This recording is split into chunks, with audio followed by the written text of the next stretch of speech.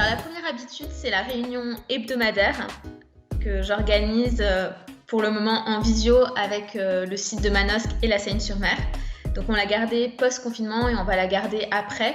La réunion sert à savoir l'état d'esprit de tous mes collaborateurs et aussi à les interroger sur une question de fond. Donc par exemple cette semaine, c'était quelles activités connexes vous aimeriez développer à Suderian.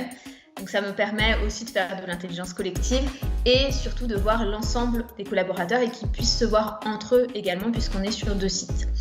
La deuxième habitude, c'est des indicateurs en fait. J'en avais déjà évidemment, mais avec le Covid, j'avais besoin d'avoir une meilleure vision de la trésorerie, de la rentabilité, des commandes aussi.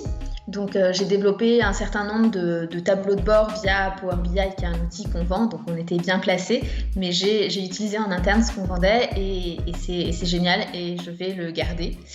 Et la troisième chose, ça va être de m'isoler en fait quand j'ai un travail de fond à faire toute seule, donc probablement en télétravail, ce que je ne m'autorisais pas jusqu'à présent.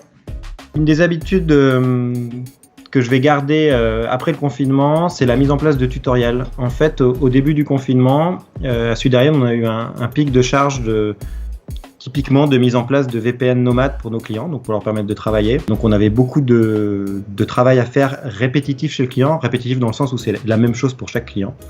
Et on était dans l'incapacité soit de se déplacer pour expliquer, soit de passer un coup de fil personnalisé pour chaque client pour expliquer comment déployer l'agent sur chaque poste. Il m'est venu à l'idée de réaliser des tutoriels, donc ces tutoriels soit vidéo, soit des tutoriels avec des captures d'écran. Et en fait, ça a permis de dépanner rapidement nos clients. Et je me dis aujourd'hui, à chaque fois que j'ai une explication à faire à un client par rapport à un outil, je me pose la question.